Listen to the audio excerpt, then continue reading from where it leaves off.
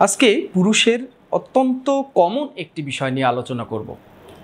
পুরুষের প্যানিসের অগ্রভাগ বা সামনের ভাগ অতিরিক্ত পরিমাণ সেন্সিটিভিটি, অর্থাৎ অতি সংবেদনশীল। মানে অল্প ঘর্ষণেই বীর্য বাহির হয়ে যায়, অল্প সময়ের ভিতর বীর্য বাহির হয়।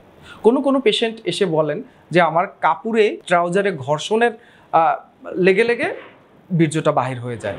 আমার বীর্য মানে হস্তমৈথুন ছাড়াই, হ্যাঁ, কোনো রকম আমি হয়তো কারোর সাথে কথা বলছি বা ভিডিও দেখছি, কিন্তু আমি হস্তমৈথুন করছি না, এদিকে ঘর্ষণ লেগে কোনো রকমভাবে আমার বীর্য বাহির হয়ে যায়।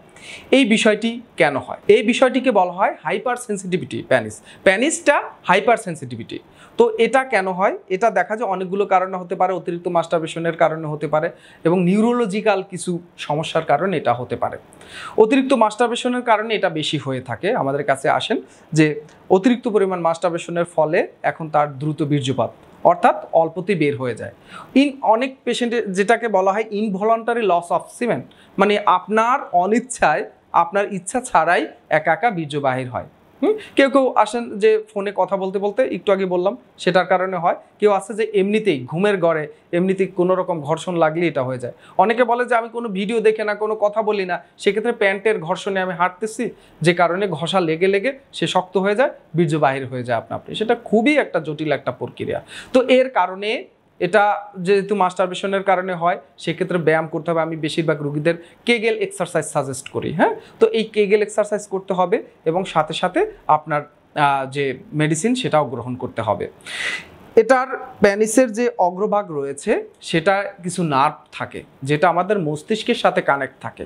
এই মস্তিষ্কের কানেক্টিভিটি অতিরিক্ত পরিমাণ সংবেদনশীল অনেকগুলো কারণ হতে পারে। নিউরোলজিক্যাল উইকনেস, হ্যাঁ, স্নায়বিক দুর্বলতার কারণে কিন্তু এটা হতে পারে। তো আপনার কি কারণে হচ্ছে, এক একজন ব্যক্তির যেহেতু এক এক কারণে হচ্ছে, সেটা আগে থেকে তো বলা সম্ভব না। সেহেতু আমরা রুগীদের কাছে আসলে রুগীদের কাছ থেকে শুনি তার লাইফস্টাইল, অর্থাৎ তার যে পূর্বের যে সেক্সুয়াল লাইফ কিভাবে তার কাটিয়েছে এবং কি কারণে এটা হচ্ছে, সেটা জানার পরে সেই অনুযায়ী আমরা পরামর্শ দিয়ে থাকি। তো এটা যেহেতু দ্রুত বীর্যপাতেরই একটা অংশ এই হাইপার সেন্সিটিভিটি, তো এই দ্রুত বীর্যপাত এবং হাইপার সেন্সিটিভিটি একই একটা বিষয়। তো এটার আমি চিকিৎসা করে থাকি। আমি বসি মিরপুর কাজীপাড়াতে, হোমিওপ্যাথিক ফাউন্ডেশন হাসপাতালে। এখানে আসতে হবে, আপনার সকল বিষয়গুলো শোনার পরে সেই অনুযায়ী পরামর্শ দিব। তো আপনি যদি দীর্ঘদিন হস্তমৈথুন করার পরে এই বিষয়গুলো হয়ে থাকে, তাহলে অবশ্যই চিকিৎসা নিতে হবে। তো প্রিয় দর্শক, আমি দীর্ঘদিন ধরে পুরুষের স্বাস্থ্যের ভিডিও করছি। পুরুষের যে কোনো স্বাস্থ্যের সমস্যা হোক না কেন, আপনি আমার কাছ থেকে পরামর্শ নিতে পারবেন।